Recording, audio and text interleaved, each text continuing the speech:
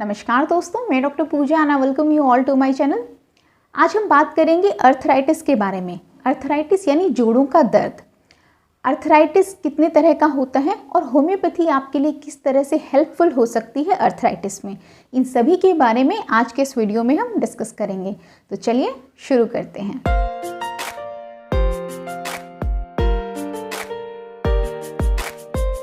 Arthritis मतलब inflammation of joints.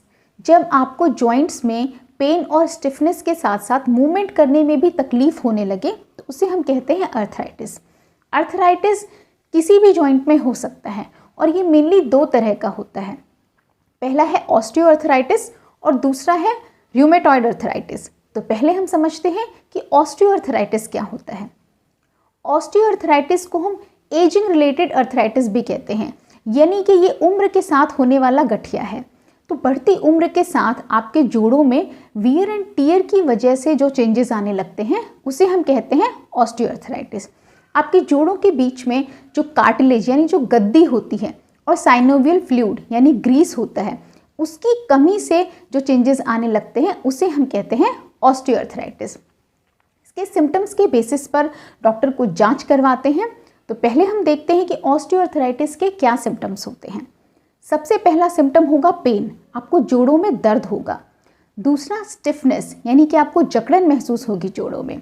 तीसरा है स्वेलिंग, आपको स्वेलिंग यानी सूजन भी हो सकती है जोड़ों में। और अगर ऑस्टियोआर्थराइटिस एडवांस स्टेज में आ गया है तो जॉइंट डिफॉर्मिटी यानी टेढ़ापन भी आने लगता है जॉइंट्स में। तो अगर आप इन सिम्टम्स के साथ डॉक्टर के पास जाते हैं तो डॉक्टर्स कुछ टेस्ट करवाते हैं, जिसमें है एक्सरे और कुछ ब्लड टेस्ट होता है। एक्सरे के कुछ कैरेक्टरिस्टिक फीचर होते हैं जो ये बताते हैं कि ये ऑस्टियोआर्थराइटिस है। आपके जोड़ों के बीच में जो गद्दी होती है, आम भाषा में लोग कहते हैं कि जोड़ों का पानी खत्म हो गया है या गैप आ गया है। तो गैप आने का मतलब है कि आपके जोड़ों के बीच में जो गद्दी यानी जो कार्टिलेज होता है वो घिस गया है। जब वो नॉर्मल होता है तो एक्सरे में वो एक गैप के रूप में दिखता है, और जब वो घिस जाता है तो एक्सरे में दिखता है कि वहाँ पे गैप कम हो गया है। तो उसी को आम भाषा में लोग कहते हैं कि जोड़ों के बीच में गैप आ गया है। Osteoarthritis mainly weight bearing joints में होता है, जैसे कि नी जॉइंट या हिप जॉइंट। वैसे किसी भी जॉइंट में हो सकता है, पर मेनली ये जो वेट बियरिंग जॉइंट्स होते हैं वहाँ पर देखा जाता है। मेनली जो नी पेन होता है वो ऑस्टियोआर्थराइटिस की वजह से ही होता है। अब हम बात करते हैं रूमेटॉइड अर्थराइटिस के बारे में। ये एक ऑटो इम्यून बीमारी है, यानी जब हमारा इम्यून सिस्टम ही हमारे जॉइंट्स की लाइनिंग को डैमेज करने लगता है तो उससे होने वाले अर्थराइटिस को हम कहते हैं रूमेटॉइड अर्थराइटिस। ये महिलाओं में 3 गुना ज़्यादा देखा जाता है पुरुषों की अपेक्षा, और इसकी शुरुआत जनरली 20 साल से 40 साल के उम्र के आसपास देखी जाती है। ऑस्टियोआर्थराइटिस जो बढ़ती उम्र के साथ होता है वो जनरली 50 की उम्र के बाद देखा जाता है, पर ये आपको अर्ली एज में ही देखने को मिलता है। ये एक इन्फ्लामेटरी अर्थराइटिस होता है, यानी आपकी जॉइंट्स में इन्फ्लामेशन बहुत ज़्यादा होती है और इसमें छोटे जॉइंट्स ज़्यादा इन्वॉल्व होते हैं, जैसे कि आपकी उंगलियों के छोटे joints, wrist joint, ankle joint ज़्यादा इन्वॉल्व होते हैं। ये बड़े जॉइंट्स को भी इन्वॉल्व कर सकता है, यानी कि इसमें मल्टीपल जॉइंट्स इन्वॉल्वमेंट होती है। दोस्तों, कई बार ऐसा होता है कि पेशेंट कंफ्यूज होते हैं कि वो ऑस्टियोआर्थराइटिस यानी उम्र के साथ होने वाली गठिया से सफ़र कर रहे हैं या रूमेटॉइड अर्थराइटिस से सफ़र कर रहे हैं। तो यहाँ मैं आपको बताऊंगी कि आप सिम्टम्स के बेसिस पर कैसे डिफ्रेंशिएट कर सकते हैं कि आपको ऑस्टियोआर्थराइटिस है या रूमेटॉइड अर्थराइटिस है। तो सबसे पहला सिम्टम है पेन। ऑस्टियोआर्थराइटिस में आपको पेन मूवमेंट के साथ बढ़ेगा, यानी जॉइंट पर जितना ज़्यादा प्रेशर आएगा उतना ज़्यादा पेन आपको बढ़ेगा। बट रूमेटॉइड अर्थराइटिस में ऐसा नहीं होता, वहाँ पे इन्फ्लामेशन ज़्यादा होती है, इसलिए आपको बैठे बैठे भी, लेटे लेटे भी दर्द महसूस होगा, आपको रेस्ट में भी पेन होगा। दूसरा सिम्टम है स्टिफनेस। ऑस्टियोआर्थराइटिस में स्टिफनेस हमेशा प्रेजेंट नहीं होती, बहुत ही कम देखी जाती है, पर रूमेटॉइड अर्थराइटिस में मॉर्निंग स्टिफनेस हमेशा प्रेजेंट होती है। जॉइंट डिफॉर्मिटी यानी जॉइंट्स का टेढ़ापन, ये ऑस्टियोआर्थराइटिस में बहुत ही एडवांस स्टेज में देखा जाता है, पर रूमेटॉइड अर्थराइटिस में जॉइंट डिफॉर्मिटी हमेशा प्रेजेंट होती है, यानी जॉइंट का टेढ़ापन ये हमेशा देखा जाता है। उसके बाद है ऑस्टियोआर्थराइटिस मेनली नी जॉइंट या हिप जॉइंट को ही इन्वॉल्व करता है, पर rheumatoid arthritis multiple joints involvement होती है इसमें, यानी एक साथ में आपकी बॉडी के कई सारे जॉइंट्स को इन्वॉल्व करता है। ऑस्टियोआर्थराइटिस में रेडनेस, हीट, स्वेलिंग बहुत ही कम देखी जाती है, पर रूमेटॉइड अर्थराइटिस में रेडनेस, हीट, स्वेलिंग ये हमेशा प्रेजेंट होती है। ये बहुत ही कैरेक्टरिस्टिक फीचर होता है क्योंकि इसमें इन्फ्लेमेशन बहुत ज़्यादा होती है। अब अगर हम बात करें एक्सरे की फाइंडिंग्स की, तो ऑस्टियोआर्थराइटिस में आपको जॉइंट गैप कम मिलेगा एक्सरे फाइंडिंग में, पर रूमेटॉइड अर्थराइटिस में जॉइंट्स की डिफॉर्मिटी हो जाती है और जॉइंट्स में ओवरलैपिंग, बोन्स की ओवरलैपिंग होने लग जाती है। रूमेटॉइड अर्थराइटिस के लिए हम कुछ ब्लड टेस्ट करवाते हैं जिसमें है RA factor, ESR, CRP, HLA-DR4। ये एक जीनोटाइप होता है बॉडी में जिससे कि हम डिफ्रेंशिएट कर लेते हैं कि आपको रूमेटॉइड अर्थराइटिस है। ऑस्टियोआर्थराइटिस से अगर आप सफ़र कर रहे हैं तो लाइफस्टाइल मॉडिफिकेशन बहुत ज़रूरी है, यानी आपको अपना वेट मेंटेन रखना है। वज़न जितना ज़्यादा बढ़ेगा आपके जॉइंट्स पे ज़्यादा प्रेशर आएगा और आपको पेन बहुत ज़्यादा होगा। रूमेटॉइड अर्थराइटिस से अगर आप सफ़र कर रहे हैं तो वहाँ पे कुछ चीज़ें हैं जो आपको अवॉइड करनी है। रूमेटॉइड अर्थराइटिस ठंड की वजह से बढ़ता है तो आपको इन चीज़ों का ध्यान रखना है। आपको alcohol, smoking, non vegetarian food ये सब पूरी तरह से अवॉइड करना है और आपको एक बैलेंस डाइट लेनी है। फ्रूट्स और प्रोटीन ये सब अपनी डाइट में ज़्यादा लेना है। दोस्तों, ये क्रॉनिक डिजीजेस होती हैं, यानी एक लंबे समय तक चलने वाली बीमारियां होती हैं, तो आपको लंबे समय तक इनके ट्रीटमेंट की ज़रूरत होती है। आपको दवाइयाँ लंबे समय तक लेनी होती हैं और प्रॉपर फॉलोअप की भी ज़रूरत होती है।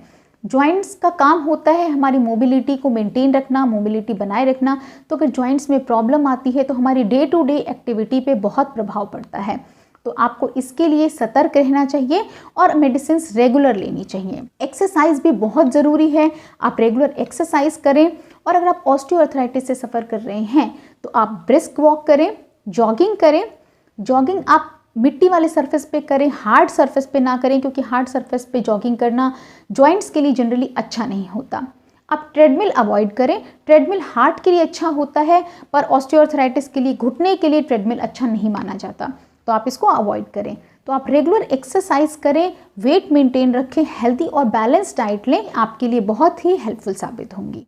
दोस्तों, अगर आप सर्वाइकल पेन से सफ़र करें, यानी आपको सर्वाइकल प्रॉब्लम है, तो उस पर मेरी एक डिटेल वीडियो है, स्क्रीन पर ऊपर लिंक दिया हुआ है, जिसकी सहायता से आप मेरी वो डिटेल वीडियो सर्वाइकल पे देख सकते हैं। अब हम बात करते हैं होम्योपैथिक मेडिसिन की। कौन सी ऐसी इफेक्टिव मेडिसिन हैं जो अर्थराइटिस में आपके लिए हेल्पफुल रहेंगी। तो दोस्तों, इसमें हमारी पहली मेडिसिन है बेलाडोना 30।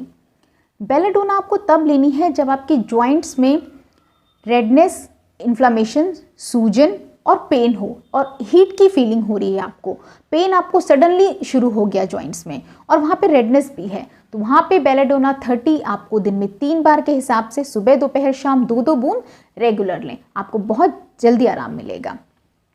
दूसरी हमारी मेडिसिन है रस्टॉक्स 30। रस्टॉक्स अर्थराइटिस की बहुत ही कारगर मेडिसिन है अगर ये 2 सिम्टम्स आप में प्रेजेंट हैं। पहला कि आपको हल्के मूवमेंट से आराम मिलता है, आप धीरे धीरे मूवमेंट कर रहे हैं तो आपको आराम मिलता है, और रेस्ट में आपको दर्द महसूस होता है, यानी सुबह उठने के बाद 1 से 2 घंटे आपको दर्द ज़्यादा महसूस होता है, और जैसे जैसे आप मूवमेंट करते हैं हल्का, वैसे वैसे आपको दर्द कम होता है, और आपको हीट से यानी सिकाई करने से जोड़ों के दर्द में आराम मिलता है। तो वहाँ पर आप रस्टॉक्स 30 की 2-2 बूंद सुबह, दोपहर, शाम 3 टाइम रेगुलर लें, आपको बहुत ही अच्छे रिजल्ट्स मिलेंगे। तीसरी हमारी मेडिसिन है दोस्तों ब्राइनिया 30। ब्राइनिया 30 आपको तब लेनी है जब आपको मूवमेंट से, जितना भी आप मूवमेंट करते हैं, काम ज़्यादा कर रहे हैं, तो आपका दर्द बढ़ने लगता है और आपको रेस्ट करने से आराम मिलता है, प्रेशर से यानी दबाने से आपको आराम मिलता है। तो वहाँ पर ब्राइनिया 30 आपके लिए बहुत ही यूज़फुल मेडिसिन है। ब्राइनिया 30 की 2-2 बूंद सुबह, दोपहर, शाम 3 टाइम आप रेगुलर लें, आपको बहुत ही अच्छे रिजल्ट्स मिलेंगे। अगली मेडिसिन है दोस्तों लीडम पाल 30। जब अर्थराइटिस का पेन आपको लोअर जॉइंट से ऊपर की तरफ बढ़ने लगे, यानी आपके टोज से एंकल, नी जॉइंट और हिप जॉइंट की तरफ ऊपर की तरफ बढ़ने लगे, और जोड़ों में सूजन भी आ जाए, और ठंडी सिकाई और ठंड से आपके दर्द में आपको आराम मिले, तो लीडम पाल 30 आपके लिए बहुत ही बेनिफिशियल मेडिसिन है। लीडम पाल 30 की 2-2 बूंद सुबह, दोपहर, शाम 3 टाइम आप रेगुलर लें। अब अगली मेडिसिन है दोस्तों calcarea carb 30। Calcarea carb mainly knee joint arthritis के लिए मेडिसिन है। किलकिरिया कार्ब का पेशेंट फेयर, फैटी और चबी होता है, यानी ज़्यादा वज़न होता है और उसके बाद घुटने के दर्द की समस्या आने लगती है।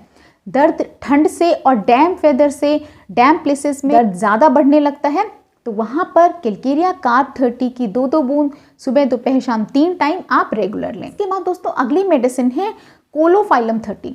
कोलोफाइलम मेनली जब आपके स्मॉल जॉइंट्स में पेन हो, यानी आपके हाथों में finger, wrist joint, ankle, toes, जितने भी स्मॉल जॉइंट्स है यहाँ पे आपको पेन हो और आपको मुट्ठी बंद करना भी बहुत पेनफुल हो, इस तरह का पेन है आपको स्मॉल जॉइंट्स में, तो वहाँ पर कोलोफाइलम 30 आपके लिए बहुत ही बेनिफिशियल मेडिसिन है। कोलोफाइलम 30 की 2-2 बूंद सुबह दोपहर शाम 3 टाइम आप रेगुलर लें, आपको दर्द में पूरी तरह से आराम मिलेगा। आज के वीडियो में दोस्तों इतना ही। उम्मीद करती हूँ वीडियो आपके लिए इन्फॉर्मेटिव रहा होगा। वीडियो से जुड़े कोई भी सवाल हो तो कमेंट बॉक्स में ज़रूर लिखें, और अगर वीडियो आपको इन्फॉर्मेटिव लगा हो तो मेरे चैनल को सब्सक्राइब करें और वीडियो को जनहित में शेयर करें। Thank you.